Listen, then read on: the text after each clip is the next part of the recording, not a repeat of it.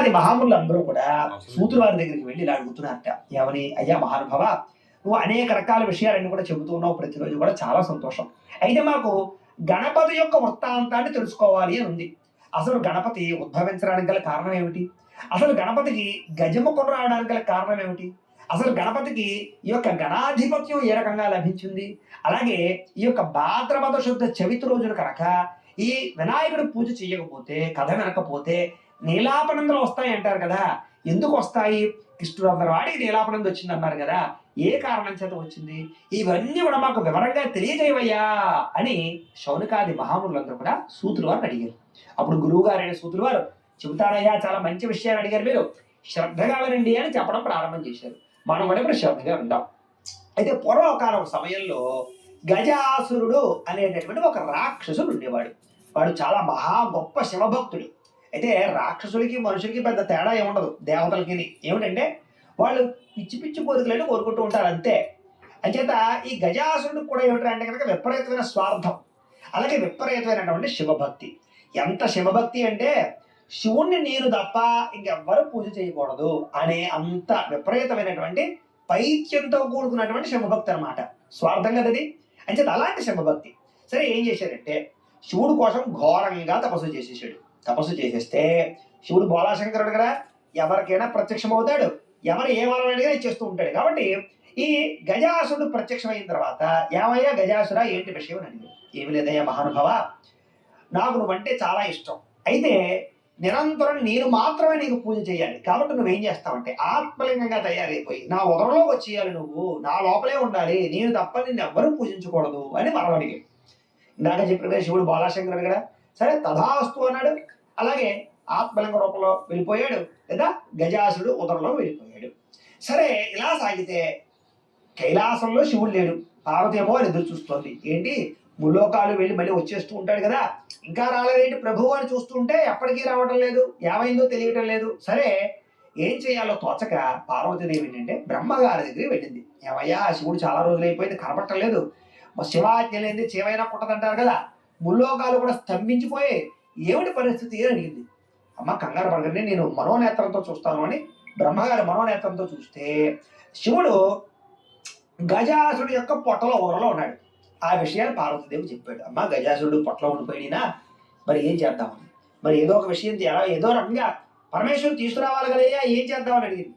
సరే, ఇలాంటి విషయాలన్నింటి కూడా ఉపాయం చెప్పి కూడా అప్పుడు ఉన్నాడు. ఆయనే విష్ణుమూర్తి, ఆయన దగ్గరికి వెళదామని చెప్పేసి అందరూ కలిపి, దేవతలందరూ కలిపి విష్ణుమూర్తి దగ్గరికి వెళ్ళారు.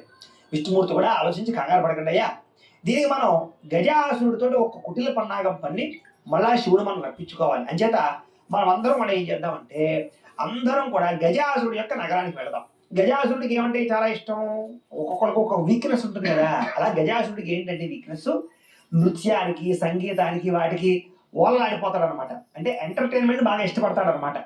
సో ఆ రకంగా ఎంటర్టైన్మెంట్ ఇష్టపడి ఆ సమయంలో మరిచిపోయి ఎటువంటి వరమైనా చేస్తూ ఉంటాడు. కాబట్టి మనం ఏం చేద్దామంటే మనం అందరూ కూడా గజాసురుడి దగ్గరికి వెళ్ళి నృత్యం చేద్దాం, ఆయన మెప్పిద్దాం, అప్పుడు వరం అడుగుతాడు కదా, అప్పుడు పరమేశ్వరుడు అడుగుదాం, ఆ రంగా మనం సాధిద్దామని చెప్పేసి దేవతలందరూ కూడా అనేక రకాల వేషాలు వేసుకుని, అలాగే ఈ యొక్క నారదుడు, తుంబురుడు, యక్షుడు, కిన్నెరుడు, కింపురుషులు వాళ్ళందరూ కూడా తబలా వాయించేలాగా, మృదంగం వాయించే వాళ్ళలాగా, డోలు వాయించే వాళ్ళలాగా, బోరాయి వాయించే వాళ్ళలాగా అనేక రకాల అవన్నీ కూడా పట్టుకుని వెళ్ళారు. అలాగే నందీశ్వరుడు అంతటి వాడు గంగిరెద్దు అవతారాన్ని ఎత్తి మొత్తం అందరూ వెళ్ళారు. చక్కగా ఆ యొక్క గజాసురుడు యొక్క మండపం ఉంటుంది కదా, మండపంలో చక్కని నృత్యము, గీతము, ఆలాపన అన్ని చేశారు. గంగిరెద్దు కూడా బ్రహ్మాండమైన నృత్యం చేసింది. ఇదంతా చేసేసరికి ఆ యొక్క గజాసురుడు మైమరిచిపోయాడు. ఎంచేత ఇప్పటిదాకా అలాంటి నృత్యం కానీ అలాంటి సంగీతం కానీ ఎప్పుడు చూడలేదు. చాలా ఆనందపడిపోయి తబ్బిబ్బైపోయాడు అనమాట. తబ్బిబ్బైపోయి ఇప్పుడు ఏం చేశాడంటే, చాలా అద్భుతం అయ్యా, నన్ను చాలా ఆనందపరిచారు మీరు అందరూ కూడా, మీకు ఎటువంటి వరమైనా సరే ఇస్తాను, కోరుకోండి అని చెప్పేసి ప్రకటన చేశాడు. అమ్మయ్య, ఇదే కావాలనుకున్నారు దేవతలందరూ కూడా. అయ్యా గజాసురా, అడిగావు కాబట్టి, మాట తప్పని వాడు కాబట్టి అడుగుతున్నాం. ఏమి లేదు, మేము అందరం శివభక్తులం, తెల్లవారు లేస్తే శివుడు పూజ చేసుకునే వాళ్ళం. అలాంటి శివుడు మాకు కనపడకుండా పోతున్నాడు, ఆయన మీ ఉదరంలో ఉన్నాడు అని తెలిసింది. అని చేత ఆ శివుడు మాకు ఇచ్చేస్తే మేము పట్టుకుపోతామయ్యా అని వరం అడిగారు. అమ్మ, మీరందరూ దొంగలు, మీరందరూ కూడా దేవతలు, నాకు ఇప్పుడు అర్థమయ్యింది అన్నారు. ఏమైతేనే అడిగిన వరం ఇవ్వాలి కదా. పూర్వకాలంలో రాక్షసులు కూడా అంత ధర్మంగా ఉండేవారు అనమాట. ఇప్పుడైతే ఎవరైనా సరే ఏదైనా అంటే నేను ఎప్పుడు అన్నాను అంటారు, కానీ ఆయన అలా కాదు. రాక్షసుడైనా కూడా ధర్మాత్ముడు అని చేత సరే అయితే తప్పకుండా ఇస్తాను, కానీ శివుడు ఇష్టంతో వస్తే తీసుకెళ్ళండి, మెప్పించి తీసుకెళ్ళండి అన్నాడు. సరే వీళ్ళందరూ దేవతలందరూ శివుడిని విపరీతంగా ప్రార్థన చేసేసరికి వాళ్ళ ప్రార్థనలు మెచ్చి గజాసుడు పొట్ట చీల్చుకుని బయటకు వచ్చేసాడు పరమేశ్వరుడు.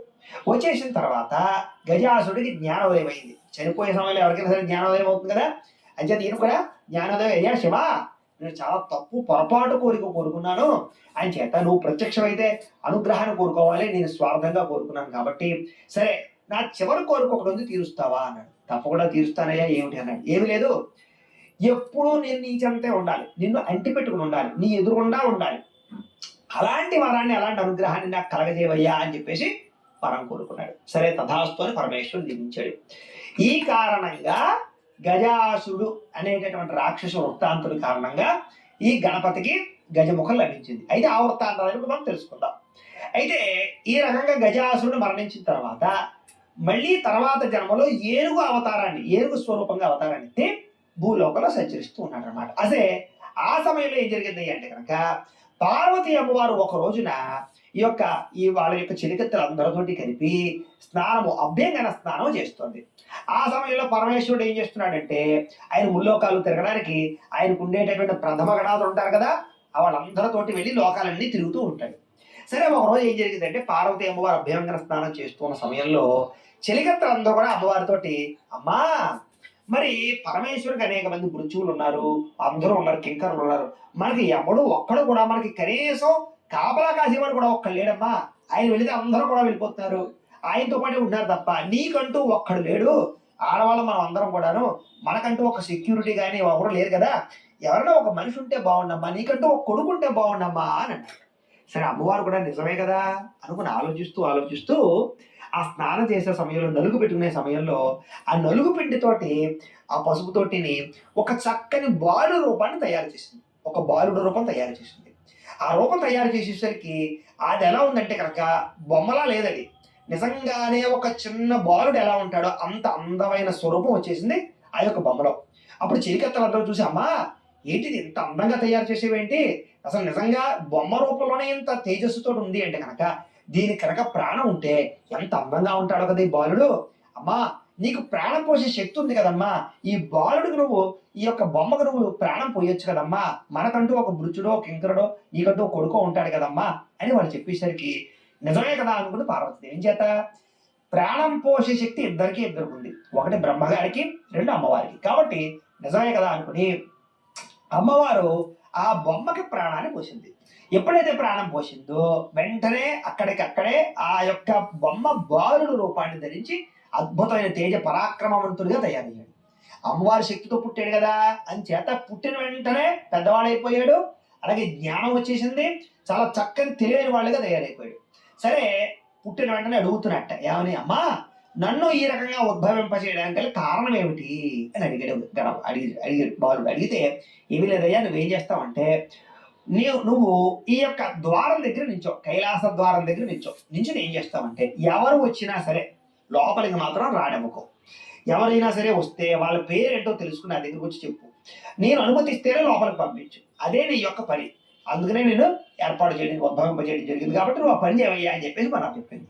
సరేనమ్మా తప్పకున్నాను అని చెప్పింది. సరే కంగారు పడకు, ఈ చాలా మంది గొప్ప వాళ్ళందరూ ఉంటారు, వాళ్ళు నిన్ను ఎదురిస్తూ ఉంటారు, కాబట్టి నీకు కొంచెం శక్తి కావాలి, కాబట్టి నా దగ్గర ఉండే కొంచెం శక్తి నీకు దారపోస్తున్నానని ఒక శక్తి మంత్రదండం రూపంలో ఇచ్చి, ఒక బెత్తం ఒక కర్ర రూపంలో ఇచ్చి, ఈ కర్ర పట్టుకో, ఇదే నీ శక్తి, కాబట్టి దీంతో ఎవరిని అధిమించినా సరే వాళ్ళు దాన్ని తట్టుకోలేరని చెప్పేసి ఒక మంత్రదండాన్ని ఇచ్చింది. అంతేకాదు తినడానికి, తాగడానికి పాలు, కజ్జికాయలన్నీ కూడా ఇచ్చింది. సరే అవన్నీ పట్టుకుని చక్కగా ఈ బాలుడు ఆ యొక్క ద్వారం దగ్గర నుంచి కాపలా కాస్తున్నాడు. సరే అమ్మవారు లోపల అభ్యంగన స్నానం చేస్తోంది. ఈ లోపు ఏం జరిగిందయ్యా అన్నట్టే పరమేశ్వరుడు ముల్లోకాలు తిరిగేసి అక్కడ ఉండేటటువంటి విషయాలన్నీ కూడా అమ్మవారు చెప్పేయాలని కంగారుతో వచ్చేస్తున్నాడు. చూడండి, కొంతమందికి ఏంటంటే బయట ఏదైనా సరే చూశారనుకోండి, ఇంట్లో భార్య చెప్పేదాకా వాళ్ళకి నిద్ర పట్టదు, కాబట్టి పాపం పరమేశ్వరుడు కూడా అంతే, ఏ లోకంలో ఏం జరిగిందో వెంటనే అమ్మవారు చెప్పేయాలి. కంగారుగా వచ్చేస్తున్నాడు, ఎవరితోటి ప్రథమ గణాదులు అందరితోటి వచ్చేస్తున్నాడు. సరే ఈలోపు ఆ బాలుడు బయట నించుని వచ్చేటటువంటి పరమేశ్వరుడు చూసి ఆగవయ్యా ఆగు అన్నాడు. ఎవరవయ్యా నువ్వు అని అడుగుతున్నా పరమేశ్వరుడు. నేను ఎవరినైతే నీకు ఎందుకయ్యా, నీ పేరేమిటి, నీ ఊరేమిటి అంతా చెప్పు, లోపలికి వెళ్ళి అమ్మకి చెప్పొస్తాను, అమ్మ రమ్మంటే అప్పుడు లోపలికి వెళ్ళి దిగాని అని చెప్పాడు. ఊరు నేను చిన్నపిల్లాడిలో ఉన్నావు, నేను ఎక్కడ ఇప్పటిదాకా కైలాసంలో చూడలేదు, నేను నువ్వు ఎక్కడి నుంచి వచ్చావు, ఎవరో రాను అని అడుగుతున్నాడు. నేను ఎవరినైతే నీకు ఎందుకయ్యా, నీ పేరేంటో చెప్పు, అదే కదా అడుగుతున్నానంటే చెప్పడం లేదు. ఒరే నాయనా, నన్ను పరమేశ్వరుడు అంటారు, ఈ కైలాసం అంతా నాదే, ఈ ఇల్లు నాదే, నన్ను లోపలికి వెళ్ళని అంటాడు. ఈ కైలాసం నీదైతే నాకేమిటి, ఈ ఇల్లు నీదైతే నాకేమిటి, నాకు అదంతా అనవసరం, అమ్మ చెప్పిన పని చేయడమే నా పని అని చేత లోపలికి అమ్మకి చెప్పొస్తాను, అప్పుడు దాకా ఇక్కడ ఉన్నాడు. ఒరే నాయనా, నువ్వు చిన్నపిల్లాడిలా ఉన్నావు కానీ చాలా గట్టిగా మాట్లాడుతున్నావు నువ్వు అని చేత, నేను పరమేశ్వరుని, నాకు కోపం వస్తే ఏమవుతుందో తెలుసు అన్నాడు. నీ కోపం వస్తే ఏమవుతుందో నాకు అనవసరం అయ్యా, నువ్వు లోపలికి వెళ్ళాలని వీల్లేదన్నాడు. సరే, పక్కనుండే వాళ్ళు అందరూ ఒకటి చెప్తున్నారు, ఏమయ్యా ఆయన పరమేశ్వరుడు, ఆయన లోపలికి వెళ్ళని అని. ఏమయ్యా మీకు మాత్రం బుద్ధి లేదా, లోపల స్త్రీలు స్నానం చేస్తున్నారంటే లోపలికి వెళ్ళమని చెప్తావు ఏమిటి, ఎవరు వెళ్ళడానికి వీల్లేదని చెప్పేసి మంచి ఖరాఖండిగా మాట్లాడి అలాగే కూర్చోబెట్టేశాడు. ఈలోపు ఏం జరిగింది, పార్వతి అమ్మవారు అసలు బాలుడు ఏం చేస్తున్నాడు, స్వామివారు వచ్చే సమయం అయింది కదా, ఏం చేస్తున్నాడు చూసిరా అని చెప్పేసి చెరిగత్తెలు పంపించారు. పంపిస్తే చెరిగత్తె ఏం చెప్తుందంటే, ఆ బాలుడు పరమేశ్వరుని నిలబెట్టేయడం చూసి లోపలికి వచ్చి అమ్మవారి దగ్గరికి వెళ్ళి, అమ్మా మీ బాలుడు సామాన్యుడు కదమ్మా, శివుడు అంత వాడు నిలబెట్టేశాడని చెప్పింది. ఓహో బాగుంది అయితేను, సరే చెవిలో పని చెప్పు, ఈ పాలు పట్టుకెళ్ళి ఇచ్చి పాలు తాగేసి ఇంకా బలంగా నిలబడమను, లోపలికి అసలు రాని వద్దని చెప్పు అని చెప్పేసి ఇంకా మంచి గ్లాస్తో పాలు కూడా పంపించి చెవిలో చెప్పాడు. ఎవరిని లోపల పంపద్దా అమ్మవారిని. సరే, ఇంకా బలం వచ్చేసింది బాలుడికి. ఏం చేత ఇప్పటిదాకా తప్పు చేస్తున్నాడేమో అనుకున్నాడు, కానీ అమ్మవారే చెప్పింది లోపల పంపించొద్దని. సరే, కొత్తది ఎవరిని లోపలికి రానవటం లేదు. పాపం పరమేశ్వరుడు గంట నుంచి ఉన్నాడు, 2 గంటల నుంచి ఉన్నాడు, ఆయనకే కాస్త విసుగు వచ్చేసింది. ఒక బాబు వీడు చిన్నపిల్లల్లో ఉన్నాడు కానీ కొంచెం చాలా మొండి గంటల్లో ఉన్నాడు వీడు, ఇంక వీడితో మాటలతో పర్లేదని చెప్పి ఏం చేశారంటే, ఒరే ప్రమదగణాథులు అందరినీ పిలిచి వీడిని జబ్బడును పక్కకి లాగేయండి రా అని చెప్పేసి చెప్పాడు. వాళ్ళు గణపతిని పక్కకి లాగడానికి ప్రయత్నం చేస్తూ ఉంటే ఎవ్వరూ గణపతిని కదిలించలేకపోతున్నారు. ఆఖరికి ఎవ్వరూ కూడా గణపతితో నగ్గలేకపోతున్నారు. సరే, గణపతి చూశాడు, ఆయనకి కోపం వచ్చి ఏం చేశాడంటే, అమ్మవారి ఇచ్చిన శక్తి మంత్రదండం ఉంది కదా, దాంతో ఒక్కొక్కరు ఒకడు కొడుతున్నట్టే. ఆ మంత్రదండం శక్తి వల్ల ఒక్కొక్కరు ఎగిరి ఎక్కడికి పోతున్నారంటే అసలు ముల్లోకాలు దాటి ఏదో లోకం పోతున్నారు. వాళ్ళు ఏ లోకం పోతున్నారు ఎవరికి తెలియదు. ఇంకా అంటే ఎవ్వరూ అసలు ముల్లోకంలో కూడా కనపట్టలేదు అనమాట, అంత దూరం పోయి పడుతున్నారు, అంత శక్తి ఆ మంత్రదండానికి. సరే, ఒకడు గోలోకం, ఒకడేమో విష్ణులోకం, ఒకడు బ్రహ్మలోకం, ఒకడేమో ఇంద్రలోకానికి వెళ్ళి పడుతున్నారు ఒక్కొక్కళ్ళను. సరే, వెళ్ళి ఏం చెప్తున్నారు అక్కడికి, ఇంద్రలోకంలో వెళ్ళి ఇంద్రుడితోటి, లేకపోతే విష్ణులోకంలోకి విష్ణుమూర్తితోటి, బ్రహ్మలోకంలో బ్రహ్మతోటి, ఏమయ్యా ఎవడో కైలాసానికి వచ్చాడు చిన్న బాలుడు, వాడు సామాన్యుడు కదా, వాడు కొడితే ఇక్కడికి వచ్చి పడ్డా మేము, శివుడు అంతటి వాడు, వాడిని ఎదిరించలేకపోయి నిలబడిపోయాడు, శివుడికే కష్టం వచ్చిందండి మనకెంత, మీరందరూ అర్జెంటుగా కైలాసానికి రావాలని చెప్పేసి అందరూ కూడా కైలాసానికి రమ్మని చెప్పి పంపించారు. సరే, బ్రహ్మగారు, విష్ణుమూర్తి, ఇంద్రుడు, దేవతలు అందరూ కూడా, దిక్పాలకులు అందరూ కూడా కైలాసానికి వచ్చేసారు. వచ్చేసరికి పరిస్థితి ఏమిట్రా అంటే, పరమేశ్వరుడు నుంచి ఉండిపోయాడు, ఎవరు నగలేకపోతున్నారు, బాలుడు అలాగే ఉన్నాడు. సరే, బ్రహ్మగారు వచ్చి ఒరే నాయనా, నేను పెద్దవాడిని, ముసలివాడిని, నా మాట మీద గౌరవం ఉంటే శివుడు లోపల పంపవయ్యా అన్నాడు. ఏమయ్యా వయసులో పెద్దవాడివి, నీకు బుద్ధి లేదా, లోపల స్త్రీలు స్నానం చేస్తారు లోపల పంపమంటావా, నువ్వేం పెద్దవాడు అయ్యా, పక్కకి వెళ్ళని చెప్పేసి ఒక్కడు కొట్టేసరికి బ్రహ్మగారు తట్టుకోలేకపోయాడు. ఒరే బాబు, నేను యుద్ధాలు అవి చేయడం నాకు అలవాటు లేదురా బాబు, నీతో యుద్ధం చేయలేండి, నేను ముసలివాడిని అని చెప్పేసి పక్కన. సరే, ఇంద్రాది దేవతలు, రాష్ట్ర దిక్పాలకులు అందరూ యుద్ధం చేశారు కానీ ఎవరూ నగ్గలేకపోయారు. ఇక శివుడు, విష్ణుమూర్తి మిగిలేరు. వీళ్ళందరికీ ఏం చేయాలో అర్థం అవట్లేదు. సరే, ఇంకా లాభం లేదురా, వీడిని మనం ప్రత్యక్షంగా యుద్ధం చేసి నగ్గలేము అని విష్ణుమూర్తి కూడా నిర్ణయం చేసుకున్నాడు, శివుడు కూడా నిర్ణయం చేసుకున్నాడు. సరే, శివాయ విష్ణు రూపాయ, శివుడు ఏమనుకుంటే విష్ణుమూర్తి తెలిసిపోతుంది, విష్ణుమూర్తి ఏమనుకుంటే శివుడు తెలిసిపోతుంది. ఇద్దరు మనసులో ఒకటి అనుకున్నారట, ఏమని, వీడిని మనం ప్రత్యక్షంగా యుద్ధం చేయకూడదు కాబట్టి, నగ్గలేం కాబట్టి ద్వంద్వ యుద్ధం చేద్దాం. దాని పేరు ద్వంద్వ యుద్ధం. అంటే ఎదరో ఒక యుద్ధం చేస్తుంటే వెనకాలని కూడా నరికేయడం అనమాట. అలా యుద్ధం చేద్దామని మనసులో అనుకుని ఎదరు విష్ణుమూర్తి యుద్ధం చేస్తూ ఉంటే వెనకాల నుంచి శివుడు ఏం చేసింది, త్రిశూలంతో తన శిరస్సుని ఖండించాడు, బాలుడి యొక్క శిరస్సుని ఖండించాడు. ఎప్పుడైతే ఆ రకంగా శిరస్సుని ఖండించారో ఆ శిరస్సు వెళ్ళి ఎక్కడ పడిందంటే ముల్లోకాలది ఎక్కడెక్కడికో పోయింది, అంటే కనపడకుండా పోయిందనమాట శిరస్సు. రక్తం పారిపోతుంది అనమాట, మొండు ఒకటి పడి గిరగలా కొట్టుకుంటుంది. సరే, ఇది చూసినటువంటి చెరికెత్తులు లోపలికి వెళ్ళి అమ్మవారికి చెప్పింది. అమ్మవారు ఆ సమయంలో ఏం చేస్తోంది, స్నానం అంతా పూర్తయి, అలంకారం అంతా పూర్తయిపోయి బొట్టు పెట్టుకుంటుంది అనమాట. ఆ సమయంలో ఎప్పుడైతే అమ్మా వీళ్ళు బాలుని చూసి నగ్గలేక శివుడు అంతటి వాడు, విష్ణుమూర్తి అంతటి వాడు దొంగ యుద్ధం చేసి బాలుని సంహరించారమ్మా, పాపం బాలుడు చనిపోయాడు, మొండెం కొట్టుకుంటోంది అని చెప్పేసి ఎప్పుడైతే చెప్పేసరికి అమ్మవారికి విపరీతమైనటువంటి కోపం వచ్చేసి మహాకాళి అవతార స్వరూపాన్ని ఎత్తేసింది. బొట్టు పెద్దగా దిద్దేసుకుంది, కుర్రు విపరీతంగా ఇదైపోయింది. వెంటనే బయటకు వచ్చింది. బయటకు వచ్చేసరికి బాలుడు ఆ రకంగా పడి ఉండడం చూసి చిన్నగా ఉండే అమ్మవారు పెద్ద అవతార స్వరూపం ఎత్తేసి మహాకాళి అవతారం, నల్లగా పెద్ద ఎర్రని కళ్ళు, రక్తపు కళ్ళుతోటి, ఇంకా దేవతలు పరమేశ్వరుడు అంతటి వాడు భయపడి వణికిపోతున్నారు అనమాట. ఇంకా అమ్మవారు ఏం చేస్తుందా అని. అంటే అమ్మవారికి అంత శక్తి ఉంటుంది కాబట్టి దడదడలు ఆడిపోతున్నారు. ఆడిపోతుంటే అమ్మవారు ఉగ్ర రూపం చూసి తట్టుకోలేక అందరూ అమ్మవారిని ప్రార్థన చేశారు. ప్రార్థన చేసేసరికి వాళ్ళు ప్రార్థన మెచ్చి శాంతించి మామూలు స్వరూపానికి వచ్చి, సరే అయితే మీరు చేసినటువంటి తప్పులు మీరే సరిదిద్దండి, ఆ బాలుని మళ్ళీ మీరు అందరూ కలిపి ప్రాణం పోయండి, లేకపోతే కనుక మేము అందరినీ సంహరించేస్తామని చెప్పేసి ఆజ్ఞాపించింది. ఎప్పుడైతే ఆ రంగా ఆజ్ఞాపించిందో అప్పుడు పరమేశ్వరుడు ఏం చేశాడంటే కొంతమంది ఈ యొక్క గణాదులు రమ్మని, ప్రబల గణాదులు రమ్మని వాళ్ళందరినీ కూడా భూలోకానికి వెళ్ళి, భూలోకంలో ఎవరైతే ఉత్తరముఖంగా తలపెట్టి పడుకుంటారో వాళ్ళ శిరస్సు ఖండించి తీసుకురండి అని పంపించారు. భూలోకానికి కొంతమంది ప్రబలగణాదులు వచ్చి, భటులు వచ్చి, శివభక్తులు వచ్చి వెతుకుతుంటే ఎవ్వరూ ఉత్తరముఖంగా మొహం పెట్టి పడుకోలేదు. ఆఖరికి ఒక ఏనుగు ఒకటి బాగా తినేసి మదం ఎక్కి పడుకుంది. సరే ఇంకా ఎవరూ కనపడలేదని దీని యొక్క మొహమే పట్టుకెళ్దామని చెప్పేసి ఏనుగు తలకాయ నరికేసి, ఆయన గజాసురుడు, ఆ గజాసురుడు యొక్క తలకాయ నరికేసి ఆ యొక్క ఏనుగు తలకాయ పట్టుకొస్తే ఆ ఏనుగు తలకాయనే ఆ బాలుడికి పెట్టి ప్రాణ ప్రతిష్ఠ చేశారు. ఏనుగు తలకాయ పెట్టడం వల్ల అది బరువైన తలకాయ కదా, ఆయన చేత ఆ బాలుడికి మరగుజ్జు రూపం వచ్చేసింది. అలాగే ఏనుగు యొక్క స్వరూపం అంతా కూడా అది కూడా వచ్చేసి ఒక మరగుజ్జు రూపం వచ్చేసింది అనమాట. సరే ఎప్పుడైతే ఆ రకంగా ప్రాణ ప్రతిష్ఠ చేశారో, చేసిన తర్వాత దేవతలకు ఉండేటటువంటి శక్తులన్నీ కూడా ధారపోసారు. ఆఖరికి అమ్మవారు కూడా ఒక వరాన్ని ఇచ్చింది. ఏ వరం అంటే కనుక ఏ దేవతకైనా సరే పూజ చేయాలంటే ముందుగా గణపతికి పూజ చేయాలి, ఈయనకు పూజ చేయాలి. ఈయనకు పూజ చేస్తేనే, వినాయకుడికి పూజ చేస్తేనే మిగతా వాళ్ళందరికీ పూజ చేసే అధికారం ఉండుగాక అని చెప్పేసి, అంటే దేవతలందరికన్నా గొప్పవాడుగా ఆయనకి వరాన్ని ఇచ్చేసింది అమ్మవారు. ఎప్పుడైతే అటువంటి వరాన్ని ఇచ్చిందో దేవతలందరూ కూడా వరాలు ప్రకటన చేశారు. ప్రకటన చేసిన తర్వాత ఆ రకంగా గణపతికి గజముఖుడు రావడానికి లేదా ఏనుగు తలకాయ రావడానికి కారణమైందన్నమాట. అందుకనే ఆయన పేరు గణపతి అని పేరు వచ్చింది ఆయనకి. గజాసుడి యొక్క తలకాయ పెట్టడం వల్ల ఆయనకి ఆ రకంగా ఏనుగుఖం వచ్చిందనమాట. ఈ వృత్తాంతాన్ని చెప్పాడు. అయ్యా చాలా మంచి విషయాన్ని చెప్పారు. అయితే గణాధిపతి ఎలా వచ్చిందో చెప్పండి అయ్యా. తప్పకుండా చెబుతానయ్యా. సరే ఇలాగా గణపతికి పెరిగి పెద్దవాడు అవుతున్నాడు.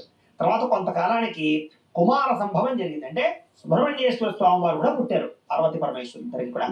ఈయన అన్నగారు అయ్యాడు, ఆయన తమ్ముడు అయ్యాడు. సరే అన్నాదమ్ములు ఇద్దరు కూడా పెరిగి పెద్దవాళ్ళు అవుతున్నారు, అనేక రకాల విద్యల్లో పారంగతులు అయ్యారు, సర్వశక్తులు సంపాదించుకున్నారు. సరే ఇప్పుడు వీళ్ళకి గణాధిపత్యం ఇవ్వాలి అంటే దేవతలందరికీ అధిపతిగా ఒకరిని ప్రకటన చేయాలి. సరే ఆ సమయం వచ్చిందనమాట. సమయం వచ్చేసరికి కుమారస్వామికి ఒక కోరిక కలిగింది సుబ్రహ్మణ్య స్వామి. ఏమిటంటే గణాధిపత్యం నేనే పొందాలి అనుకున్నాడు. ఏం చేత గణపతికి ఏదో చదువు అయితే వచ్చు, కానీ ఈ సుబ్రహ్మణ్యేశ్వర స్వామితో పోల్చుకుంటే శక్తులు తక్కువ ఉన్నాయి అనుకున్నాడు, బలం తక్కువ అనుకున్నాడు అన్నగారికి. అందుకని ఏం చేశాడంటే కనుక పరమేశ్వరు దగ్గరికి వెళ్ళి, నాన్నగారు మీరు గణాధిపత్యం ఇద్దాం అనుకుంటున్నారు కదా, నాకే గణాధిపత్యాన్ని ఇవ్వండి అన్నారు.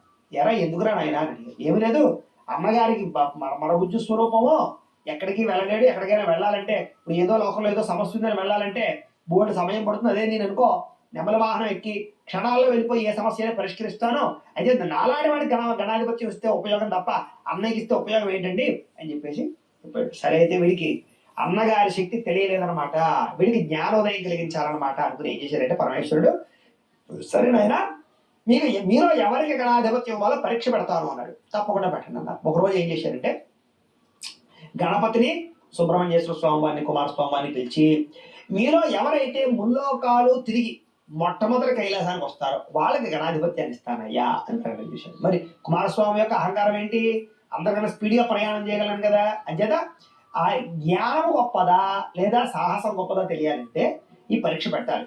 కాబట్టి పరీక్ష పెట్టారు. సరే మంచి ముహూర్తం చూశారు. సరే ఇద్దరు కూడా బయలుదేరారు.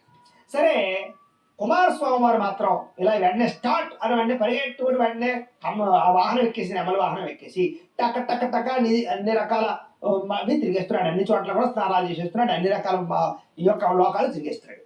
సరే గణపతి మాత్రం ఎక్కడికి వెళ్ళలేకపోతున్నాడు. కారణం ఏంటి, ఈయన వాహనం ఏమో ఎలక, అది ఈయన ఎక్కితే పరిగెట్టలేదు, ఆయన వాహనం నెమల ఎగిరిపోగలదు.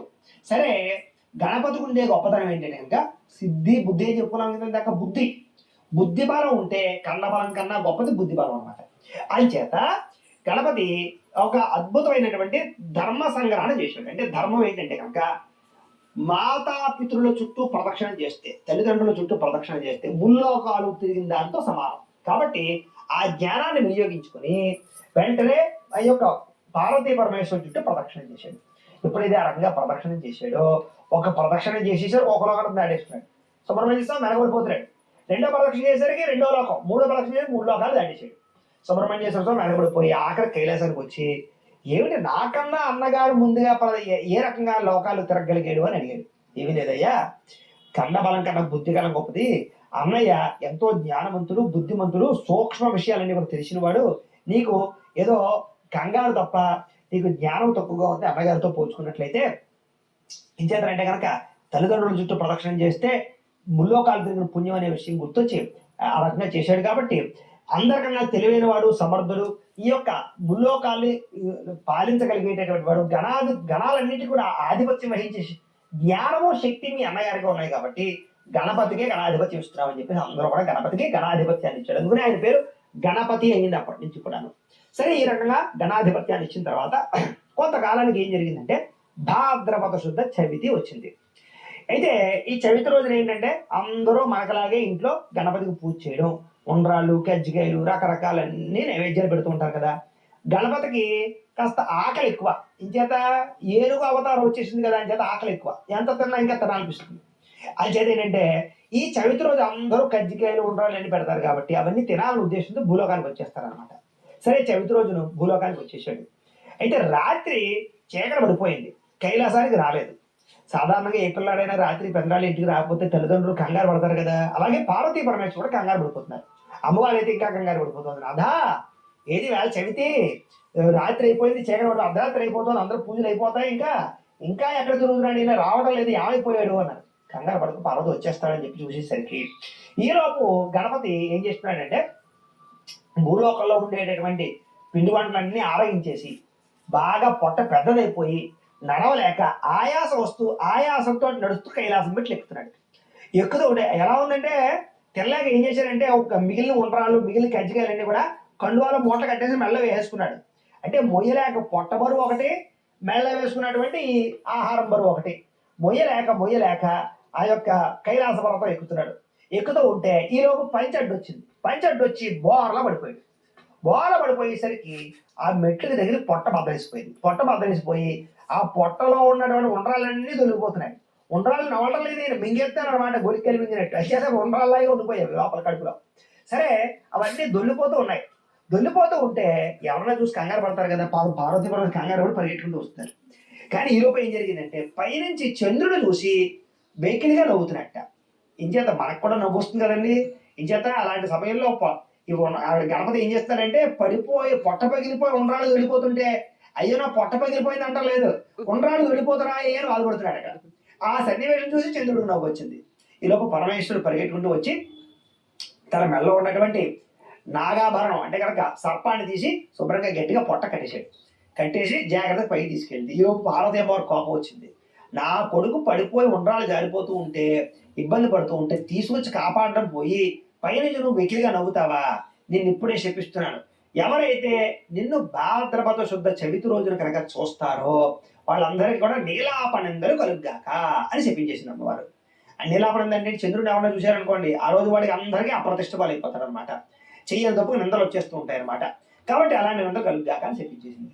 వెంటనే చంద్రుడికి చాలా బాధ కలిగిందమ్మా, ఎవరైనా నన్ను చూసి ఆనందపడతారు, ఇక్కడి నుంచి నన్ను చూడాలంటే అసహ్యించుకుంటారు, ఇలాంటి శాపాన్ని ఇచ్చేవేటమ్మా, శాపానికి ఏదైనా ఉపశమనం కలగజేయని చెప్పేసి అడిగాడు. సరే అయితేను ఎవరైతే భాద్రపద శుద్ధ చవితి రోజున వినాయక పూజ చేసి కథ విని అక్షతలు ఎత్తిపి తీసుకుంటారో వాళ్ళకి నీలాపనిందలు తొలుగుతాయి. ఎవరైతే పూజ చేయరో వాళ్ళందరికీ ఈ రోజున చంద్రుని చూస్తే నీలాపనింద కలుగుతుందని శాపోపశమనాన్ని ఇచ్చింది. సరే, ఆ రకంగా భాద్రపద శుద్ధ చవితి రోజు ఖచ్చితంగా అందరూ వినాయక చవితి చేసుకుని ఆ అక్షతలు వేసుకుని చంద్రుని చూడాలి. సరే, ఇలాగా జరుగుతూ ఉండే సమయంలో ఒక రోజు ఏం జరిగిందంటే కృష్ణ పరమాత్మ అంతటి వాడికి నీలాపనింద వచ్చింది. కారణం ఏంటంటే ఇక్కడ భాద్రపద శుద్ధ చవితి రోజున చంద్రుని చూడటం వల్ల. అయితే ఒకరోజు ఏం చేస్తున్నాడంటే కృష్ణ పరమాత్మ పాలు పితుకుతున్నాడు అనమాట. ఆవు దగ్గర పితుకుతూ ఉంటే ఆ యొక్క పాలలో చంద్రుడి యొక్క బింబం కనపడితే చూసేసాడు. సరే ఎలా చూసినా సరే నీలాపనింద కలుగుతుంది కదా. సరే ఆ కారణంగా కొంతకాలానికి ఏం జరిగిందంటే సత్రాజిత్తు అనేటటువంటి ఒక మహారాజు గారు ఉన్నాడు. ఆయన ఎలాంటి వాడు అంటే కనుక విపరీతంగా సూర్యుడికి ఉపాసన చేశాడు. అంటే సూర్యనారాయణమూర్తికి సంబంధించినటువంటి జపం తపస్సు చేశాడు అనమాట. చేస్తే సూర్యుడు ప్రత్యక్షమై ఈ సత్రాజిత్తుకి శమంతకమణి అనేటటువంటి ఒక మణిని వరంగా ప్రకటించాడు. ఆ మణి యొక్క గొప్పతనం ఏంటంటే ఆ మణి ఎవరి దగ్గర ఉంటే ఆ మణి యొక్క ప్రభావం చేత రోజుకి కొన్ని రాశులు బంగారాన్ని పెడుతుంది. అది అంత శక్తి ఆ మణికి ఉంటుంది అనమాట. సరే అలాంటి మణిని పొందాడు ఈ సత్రాజిత్తు. ఒక రోజు ఏం చేశాడంటే కృష్ణ పరమాత్మ ఈ సత్రాజిత్తు ఉండేటటువంటి రాజ్యానికి వచ్చాడు. వస్తే చాలా సంతోషించి సత్రాజిత్ ఏం చేశాడంటే కృష్ణ పరమాత్మ నీకు ఒక అద్భుతమైన వస్తువు చూపిస్తానన్నాడు. ఏమిటన్నాడు? శమంతక మణి చూసావా ఎంత బాగుందో, ఇది నేను సూర్యుడికి ఉపాసన చేస్తే ఆయన ఇచ్చాడు. దీని గొప్పతనం ఏంటో తెలుసా? ఇది ఎవరి దగ్గర ఉంటే వాళ్ళకి వాళ్ళ రాజ్యంలో కొన్ని రాశులు బంగారం రోజు పుడుతూ ఉంటుంది. అయితే మా రాజ్యంలో ఇంత ఐశ్వర్యం కలగడానికి కారణం ఈ సమంతక మణి అని చెప్పాడు. కృష్ణ పరమాత్మ ఏం చేశారంటే చాలా బాగుందయ్యా ఈ మణి, అయితే మా ద్వారకా నగరం అంతా కూడా పాపం అందరూ కూడా లేనివారు, సామాన్యులు, గోపాల బాలులు అని చేత మా రాజ్యం కొంచెం ఈ ఈ పరమైన పరిస్థితి ఇబ్బంది పడుతుంది కాబట్టి, ఐశ్వర్యం లేదు కాబట్టి మా రాజ్యానికి కొన్ని రోజులు ఈ సమంతకమణి మాకు ఇస్తే మా రాజ్యంలో పెట్టుకుంటాం, మాకు ఐశ్వర్యం కలుగు, తర్వాత నీకు ఇచ్చేస్తామయ్యా అని చెప్పేసి అడిగాడు సరదాగా. అడిగితే అబ్బాయి అలా ఎట్టి పరిస్థితులు ఇవ్వడం కుదరదయ్యా, ఇది మాత్రం ఇవ్వడం కుదరదని చెప్పేసి కళాఖండిగా చెప్పేశాడు సత్రాజిత్తు. సరే ఎప్పుడైతే ఆ రకంగా చెప్పాడో కృష్ణ పరమాత్మ కూడా ఇంకేం దాన్ని పెద్దగా తీసుకోలేదు. సరే ఆయన నగరాన్ని ద్వారక వెళ్ళిపోయి కొన్ని రోజులకి ఏం జరిగిందంటే సత్రాజిత్తుకు తమ్ముడు ఉన్నాడు, ఆయన పేరు ప్రసేనుడు. ఆయన ఏం చేశాడంటే ఈ సమంతకమణి పట్టుకుని అడవిలోకి వెళ్ళాడు అనమాట, వేటకి వెళ్ళాడు. అక్కడ ఏం జరిగింది అంటే కనుక అది మెల్ల వేసుకున్నాడు ఆ యొక్క సమంతకమణి. అది ఎలా ఉంటుందంటే ఎర్రగా మెరిసిపోతూ ఉంటుంది. సరే ఆ వేటకు వెళ్ళినటువంటి సమయంలో అక్కడ ఒక సింహం ఈ ప్రసేనుడిని చూసింది. చూసి మెడలో ఎర్రగా కనపడేది మాంసం ముద్దేమో అనుకుని వెళ్ళి ఆ ప్రసేనుడి మీద పడి ఆయన చంపి తినేసి శుభ్రంగాను ఆ యొక్క ఇది ఉంటుంది కదా సమంతకమణి ఉంటుంది కదా, ఆ మణిని పట్టుకుని అలా కొంచెం దూరం వెళ్ళిన తర్వాత అక్కడ ఒక గుహ ఉంటే గుహలో వెళ్ళిపోయింది. సరే ఆ గుహలోకి వెళ్ళిపోయేసరికి అక్కడ ఉండేటటువంటి జాంబవంతుడు ఏం చేశాడంటే, గుహలో జాంబవంతుడు ఉన్నాడు అనమాట, దాని తర్వాత విషయం చెప్పుకుందాం. సరే ఆ జాంబవంతుడు ఏం చేశాడంటే సింహాన్ని చంపేసి ఆ సమంతకమణిని తీసి తనట్టు పెట్టుకున్నాడు. సరే కొంతకాలానికి ప్రసేనుడు ఈ అడవిలో చనిపోవడం, ఇంటికి రాకపోవడం చూసి సత్రాజిత్ అంతా వెతికించాడు. వెతికిస్తే అడవిలో కలేబరం కనపడింది. కనపడితే అక్కడ మణి కనపడటం లేదు. ఓహో పూర్వకాలంలో కృష్ణ పరమాత్మ ఈ మణి అడిగాడు, మనం ఇవ్వలేదు కాబట్టి నా తమ్ముడిని చంపేసి కృష్ణ పరమాత్మ ఈ మణిని దొంగలించి పట్టుకుపోయాడు. ఆయనకు దొంగతనాలు అలవాట్లు ఉన్నాయి చిన్నప్పటి నుంచి, కాబట్టి ఆయనే దొంగ అని నిశ్చయించుకుని ఈ సమంతకమణి కృష్ణుడు దొంగతనం చేశాడని ప్రకటన చేశాడు. ఇదేంట్రా నేను చెయ్యొద్దకు నాకు ఇలా నీలాపనింద వచ్చింది ఏమిటంటే కృష్ణ పరమాత్మ చాలా బాధపడ్డాడు. కారణం అదే, చంద్రుడు చూశాడు కదా భాద్రపద చవితి రోజు అంచేత అనమాట. సరే ఆ నీలాపనింద ఎలాగైనా పోగొట్టుకోవాలని ఏం చేశాడంటే అడవిలోకి వచ్చాడు కృష్ణ పరమాత్మ బందీ మగతులతో వచ్చి కళేబరాన్ని చూశాడు. చూసి ఓహో ఇక్కడ ఏదో మొత్తం మీద సింహం దాడి చేసింది అని అనుకుని అక్కడ ఆ సింహం అడుగుజాడలు కనపడితే ఆ అడుగుజాడలు వెంబడించుకుంటూ వెళ్ళేసి ఒక గుహ కనపడింది. ఈ గుహలోకి నేను ఒక్కడే వెళ్తాను, మీరు ఎవరు రాకండి అని చెప్పేసి బందీ మాగతులు బయట పెట్టేసి కృష్ణ పరమాత్మ ఒకడు గుహలోకి వెళ్ళాడు. వెళ్ళేసరికి అక్కడ జాంబవంతుడు ఉన్నాడు. ఇక్కడ మీ అందరికీ ఒక అనుమానం రావాలి, ఏమండి జాంబవంతుడు అంటే రామాయణం కాలం నాటివాడు కదా, త్రేతాయుగం వాడు కదా, ఇప్పుడు ద్వాపర యుగంలో జాంబవంతుడు ఎక్కడి నుంచి వచ్చాడండి? అయితే అక్కడ ఏం జరిగిందంటే త్రేతాయుగంలో జాంబవంతుడు ఒక రోజు ఏం చేశాడంటే వాలి శుద్ధుడు యుద్ధం జరుగుతున్నప్పుడు ఇలాంటి వాడితో కదా యుద్ధం చేయాలి అని చెప్పేసి రాముడు దగ్గర నాకు నీతో యుద్ధం చేయాలండి అని అడిగట. అడిగితే ఈ ఈ జన్మలో నువ్వు నాకు స్నేహితుడివి కాబట్టి స్నేహితుడితో యుద్ధం చేయకూడదు, ధర్మం కాదు, కాబట్టి నువ్వు వచ్చే జన్మలో కూడా నువ్వు బతికే ఉంటావు, చిరంజీవిగా అయి ఉంటావు, ఆ జన్మలో నేను కృష్ణ అవతారాన్ని ఎత్తి నీతో యుద్ధం చేస్తానయ్యా, నీ కోరిక తీరుస్తానని చెప్పి వరాడిచ్చాడు. అంచేత జాంబవంతుడు అప్పటిదాకా బతుకున్నాడు, గుహలో ఉన్నాడు. ఆ జాంబవంతుడి యొక్క కూతురి పేరు జాంబవతి. అందరూ కూడా గుహలోనే ఉన్నారన్నమాట. సరే కృష్ణ పరమాత్మ వెళ్ళేసరికి గుహలో ఈ మెరిసిపోతూ మణి కనపడింది. సరే మెరిసిపోతూ మణి కనపడేసరికి అక్కడ జాంబవంతుడు కనపడ్డాడు. ఈ జాంబవంతుడితో ఘోరంగా యుద్ధం చేశారు. ఇద్దరు కూడా ముష్టి యుద్ధం చేసుకున్నారు. అలా రోజుల తరబడి యుద్ధం చేసుకుంటున్నారు. బయట ఉన్న వాళ్ళందరూ కృష్ణ పరమాత్మకి చనిపోయాడేమో, చాలా రోజులైనా ఇంకా రావట్లేదని చనిపోయాడు అనుకున్నారు. కానీ లోపల భయపత్సంగా యుద్ధం జరుగుతుంది. అలా కొన్ని రోజుల పాటు యుద్ధం చేసేసరికి ఒకరోజు ముష్టి యుద్ధంలో ఒకడొకరు కౌగిలించుకున్నారు.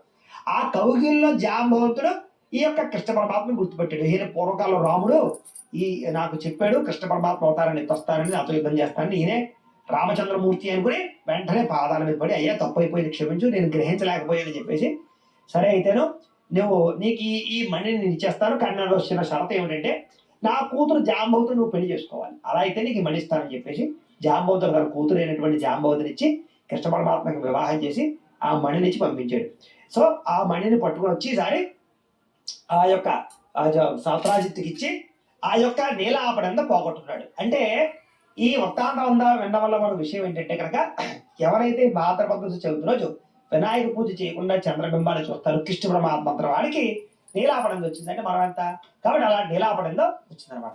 సరే, కృష్ణ పరమాత్మ ఈ రకంగా యుద్ధం చేసే సమయంలో కూడా ఇంటి దగ్గర సత్యభామ రుక్మిణి వాళ్ళందరూ కూడా ఈ యొక్క వినాయకుడు పూజ చేసి ఆ యొక్క వినాయకుడి యొక్క అక్షతలు వేసుకుని ప్రార్థన చేశారు. గణపతి అనుగ్రహంతో మా యొక్క కృష్ణ పరమాత్మ మళ్ళీ తిరిగి మా యొక్క రాజ్యానికి రావాలని. ఆ కారణంగా కృష్ణ పరమాత్మ అక్కడ యుద్ధంలో నగరము జాంబవతిని పొంది మళ్ళీ తన నగరానికి రావడం, తన యొక్క నీలాపనంద పోగొట్టుకునే ప్రయత్నం చేశాడు. కాబట్టి మనం అందరం కూడా ఈ భాద్రపద చదువులో ఈ రకంగానే మనం అందరం వినాయక పూజ చేసుకుని అక్షత దర్శనం చేసుకుని గణపతి అనుగ్రహాన్ని పాత్రలై సంవత్సరం అంతా కూడా ఎటువంటి విఘ్నాలు లేకుండా సకల శుభాలు సకల జయాలు కలగాలి అని మనస్ఫూర్తిగా వినాయకుడిని ప్రార్థన చేస్తూ ఈ వృత్తాంతాన్ని కూడా సౌందర్య భావనందరికీ సూత్రులు వారు తెలియజేశారు. 2 అక్షరాలు గణపతి